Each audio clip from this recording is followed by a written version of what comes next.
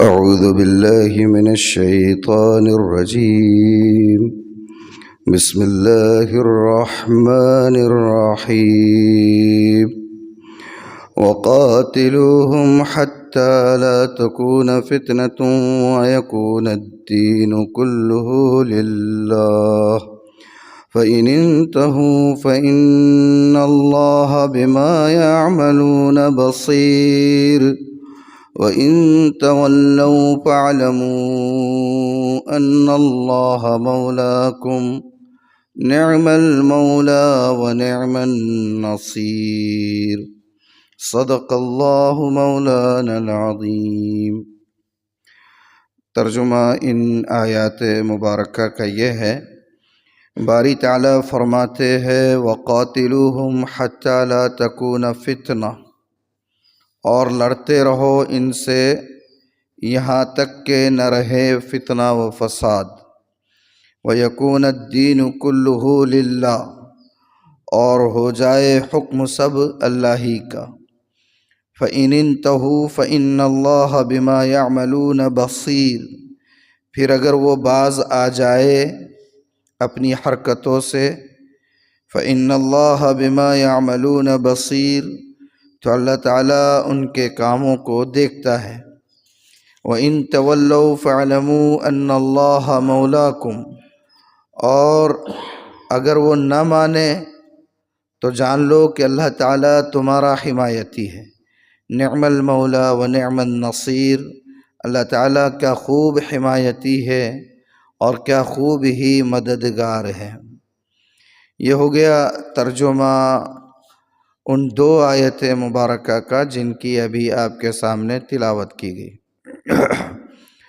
سورۃ الانفال ہمارا چل رہا ہے، اور سورۃ الانفال میں چونکہ یہ مکی صورت ہے، مدنی صورت ہے. سورۃ الانفال کون سی ہے؟ مدنی صورت ہے جو ہجرت کے بعد نازل ہوئی ہے.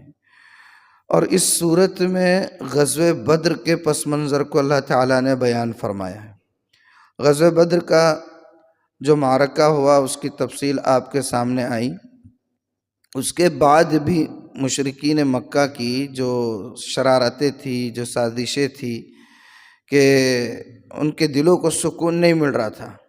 ایک تو یہ ہے کہ ان کی کمر ٹوٹ گئی تھی، معاشی کمر بھی ٹوٹ گئی تھی، سیاسی کمر بھی ٹوٹ گئی تھی، اور جو لوگ کچھ حیثیت رکھتے تھے مکے کی سوسائٹی میں، ایسے تقریباً لوگوں کا بدر کے معرکے میں صفایا ہو گیا تھا.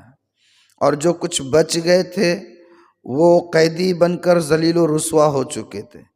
تو اس لیے دشمنی کی آگ بقیہ لوگوں کے سینوں میں کچھ زیادہ ہی بھڑک اٹھی تھی، اور وہ اس معرکے سے سبق لینے کی بجائے مزید مسلمانوں کی نفرت میں آگے بڑھنے لگے، مال و دولت اسباب جمع کرنے لگے کہ پچھلی ہزیمت کا زیادہ سے زیادہ بھرپور انداز میں بدلہ لیا جا سکے. اس کا تذکرہ آپ کے سامنے آیا کہ اللہ نے فرمایا کہ یہ لوگ اور مال جمع کریں گے اور خرچ کریں گے، لیکن ان کا خرچ کرنا بھی بیکار جائے گا اور الٹا ان کو افسوس کرنا پڑے گا. چنانچہ احد میں ویسا ہی ہوا. لیکن بہرحال ایک چیز تو ہے کہ جب تک اللہ کے رسول صلی اللہ علیہ وآلہ وسلم مکہ میں تشریف فرما رہے، مشرکین مکہ آپ صلی اللہ علیہ وسلم اور آپ کے متبعین و پیروکار اور دین اسلام کے ماننے والوں کے در پہ آزار رہے، ہر طرح سے انہیں تکلیفیں پہنچاتے رہے، سکون کی سانس لینے نہیں دی. جب آپ مدینہ تشریف لے گئے تو مدینہ تشریف لے جانے کے بعد بھی ان کی کارستانیاں بند نہیں ہوئی، بلکہ مدینے کے یہود و نصارہ کے ساتھ، بالخصوص یہودیوں کے ساتھ، اور مدینے میں رہ رہے منافقین کے ساتھ ساز باز ان لوگوں کی جاری رہی، اور مسلمانوں کو کسی طریقے سے کمزور کرنے کی پوری کوشش کرتے رہے.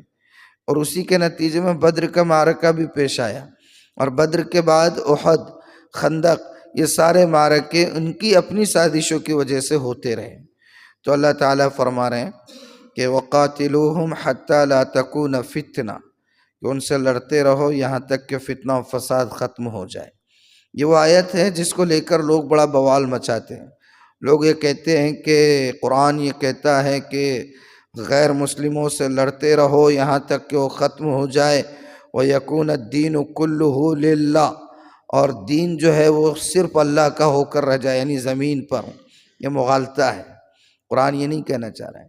یہ جو پس منظر میں نے بتایا کہ ان کی جو شورشیں تھی، ان کی جو شرارتیں تھی، ان کی جو ایذائیں تھی اور ان کی جو حرکتیں تھی، یہ حرکتیں جب تک ختم نہیں ہو جاتی اپنا دفاع کرتے رہو، لڑتے رہو، ہاتھ پر ہاتھ دھرے رہیں گے تو زمین پر کہیں بھی سانس لینے نہیں دیں گے لوگ۔ یہ تو یہ لوگ ابھی آواز اٹھاتے تھے کہ قرآن یہ کہتا ہے، بے قرآن نے تو صاف کہا ہے لا اکراہ فی الدین قد تبین الرشد من الغی ومن یکفر بالطاغوت ویؤمن باللہ فقد استمسک بالعروۃ الوثقی لا انفصام لها۔ قرآن نے صاف کہا کہ دین میں زور زبردستی نہیں ہے۔ اب جو ہے دین اسلام باطل کے مقابلے میں اور اس کی تعلیمات بالکل واضح ہو چکی ہے۔ جو دین اسلام کو پکڑے گا وہ اللہ کی مضبوط رسی کو تھام کر کامیاب ہونے والوں میں ہو جائے گا، اور جو انکار کرے گا وہ اپنا انکار کرے گا۔ تو دین میں زبردستی نہیں ہے۔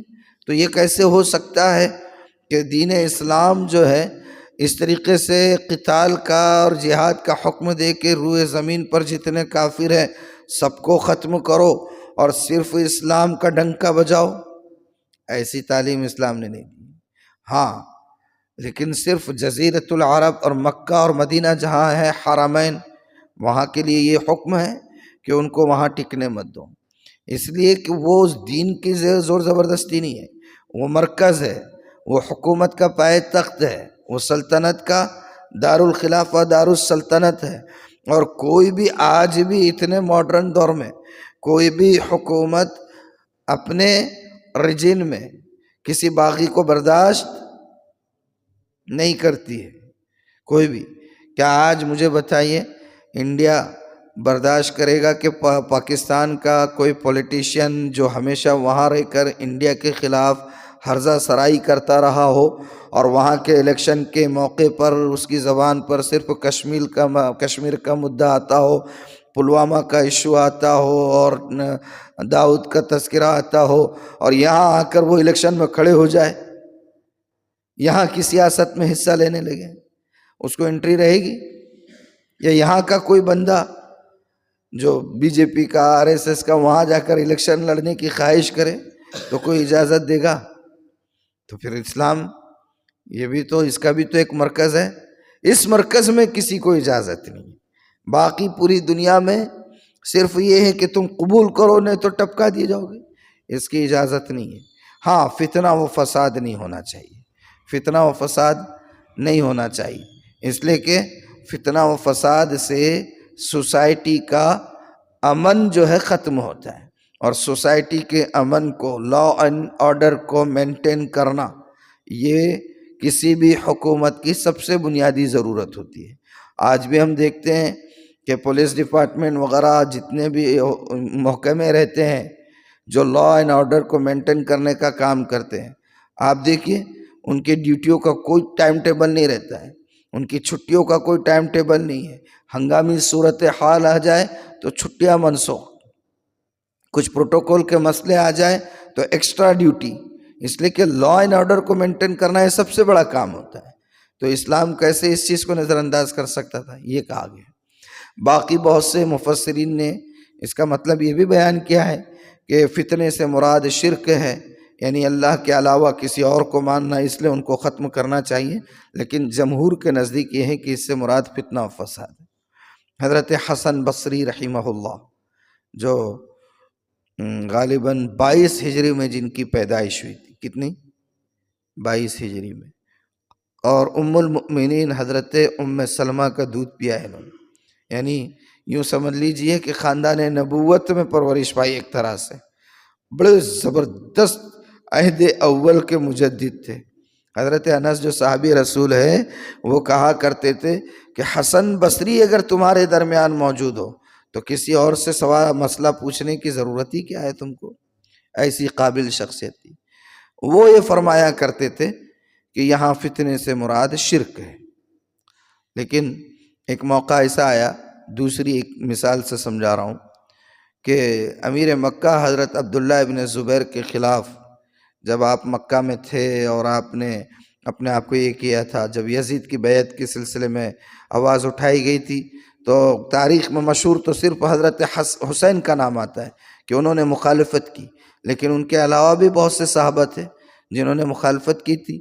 ان میں ایک حضرت عبداللہ ابن زبیر بھی تھے جو مدینے سے نکل کے مکہ آئے تھے اور مکہ کی حکومت پر انہوں نے قبضہ کر لیا تھا، مکہ کے امیر بن گئے تھے.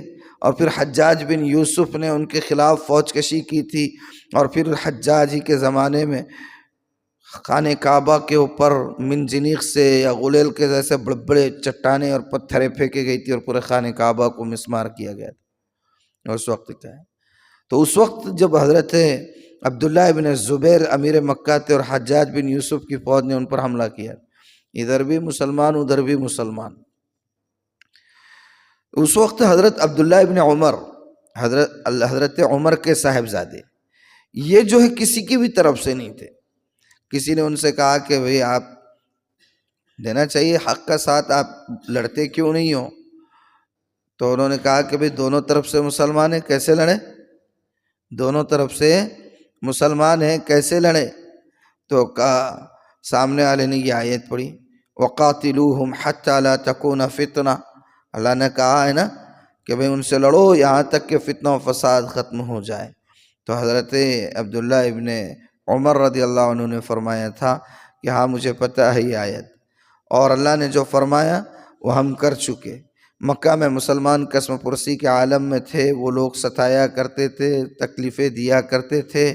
تو اللہ نے اس وقت کہا تھا کہ یہ ان لوگوں کے جب تک ظلم و استبداد سے آزاد نہیں ہو جاتے ان کا دفاع کرتے رہنا اور ان سے لڑتے رہنا، ہر وقت کے لیے نہیں ہے یہ بات. بہرحال اللہ تعالیٰ فرما رہے ہیں ان سے لڑتے رہو یہاں تک کہ فتنہ و فساد ختم ہو جائے اور حکم سب اللہ کا ہو. فَإِنِ انتَهُوا، پھر اگر یہ ستانے والے، ظلم و زیادتی کرنے والے مشرکین مکہ یا اور بھی جو ستانے والے لوگ ہیں وہ اگر باز آ جاتے ہیں تو اب مسلمان کا کام یہ ہے کہ ان کو معاف کر دے. اگر مان لو جنگ ہو رہی ہے کسی سے اور جنگ کے دوران مسلمان غالب آتے چلے جا رہے اور اسی وقت کوئی سامنے والی فوج کے لوگ یا پوری فوج یا پورے لوگ اسلام قبول کرنے کا اعلان کر دے، تو مسلمانوں کا کام یہ کہ ان کے دل میں جھانک کے نہیں دیکھیں گے کہ یہ جنگی اسٹریٹجی کے اعتبار سے خالی اپنے آپ کو مسلمان بتا کر جنگ بند تو نہیں کرانا چاہ رہے یا ان کے دل میں ارادہ کیا ہے. نہیں، اسلام کے معاملے میں ہم ظاہر کے پابند. اللہ نے کہا کہ اگر وہ باز آ جاتے ہیں تو اللہ ان کے کام کو دیکھنے والا ہے، آپ کا کام ہے اس کو قبول کرنا. یہی وجہ کہ ایک واقعہ ملتا ہے کہ ایک صحابی کسی جنگ کے موقع پر وہ دشمن پر قابو پا لیا اور اس کو مارنے لگے تو اس نے کلمہ پڑھ لیا، مگر آپ نے ان صحابی نے اس کو کلمہ پڑھنے کے بعد بھی اللہ کے رسول کو معلوم ہوا تو اللہ کے رسول بہت سرخ ہو گئے غصے سے، اور آپ نے کہا کہ کیا اس کا سینہ چاک کر کے اس کے دل میں دیکھ لیا تھا تم نے کہ وہ سچے دل سے مسلمان ہوا ہے یا کیا اور ارادہ ہے؟ تو ہم ظاہر کے مکلف ہے. کس کے مکلف ہے؟ ظاہر. اور باقی رہا ان کے دل کا معاملہ تو اللہ جاننے والا ہے، اور اللہ سے زیادہ تدبیر کرنے والا کارساز کوئی دنیا میں ہو سکتا ہے؟ اگر ہمیں دھوکہ بھی دیں گے اللہ کو تو دھوکہ نہیں دے سکتے. وہاں کی لاٹھی بے آواز ہے، کب کیسے گھوم جائے اور بندے کو پٹخنی دے دے کون جانتا ہے. تو ہم صرف ظاہر کے پابند.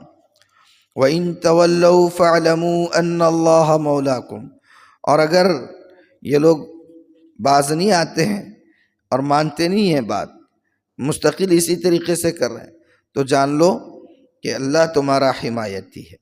لوگ کیا ہوتا ہے دنیا میں کسی دشمن کا مقابلہ کرنا ہے تو اپنے حلیف ممالک جو ہوتے ہیں ان سے مدد مانگتے ہیں. ناٹو کی فوج، ناٹو کیا ہے؟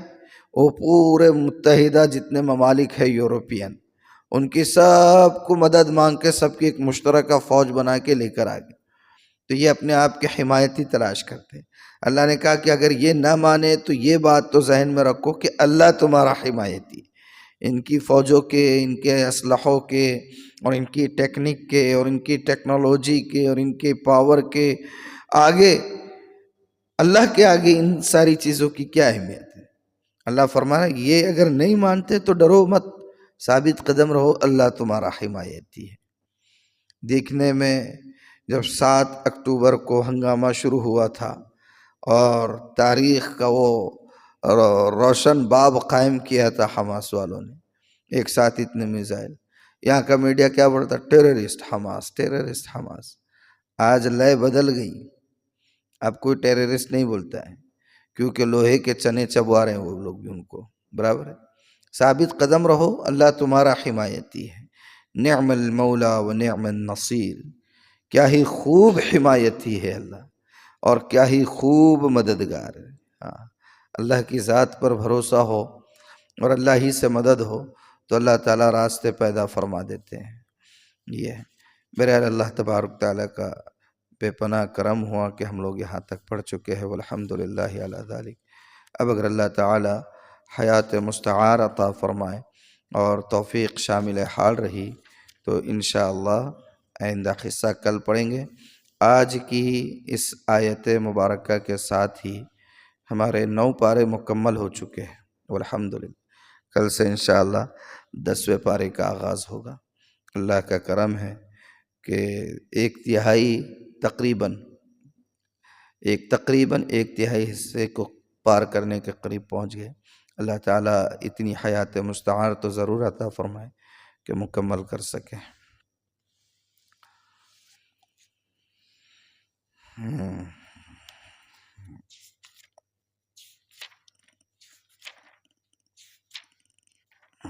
سجدے تلاوت، یہی حصہ شروع ہو گیا تھا شاید، ہے نا؟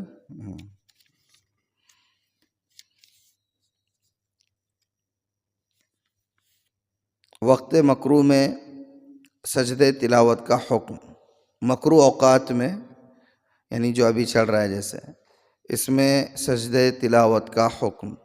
اگر وقت مکروہ میں کسی شخص پر سجدے تلاوت واجب ہوا اور اسی وقت اس نے ادا کر لیا تو یہ ادا ہو جائے گا، لیکن اگر غیر مکروہ وقت میں سجدے تلاوت واجب ہوا تھا تو اب مکروہ وقت میں اس کی ادائیگی درست نہ ہوگی۔ یعنی ابھی اگر تلاوت کر لیا تو اب کا اب کر لیا تو چل جائے گا، پہلے کا سجدہ تھا اور اب یاد آیا تو مکروہ اوقات میں نہیں کرنا چاہیے، پھر مکروہ اوقات نکلنے کے بعد سجدہ تلاوت کرنا چاہیے۔ اللہ تعالی عمل کی توفیق مرحمت فرمائے۔ سبحان اللہ و بحمدہ، سبحانک اللہم و بحمدک، نشہد ان لا الہ الا انت، نستغفرک و نتوب الیک۔ سبحان ربک رب العزت عما یصفون، وسلام علی المرسلین، والحمد للہ رب العالمین۔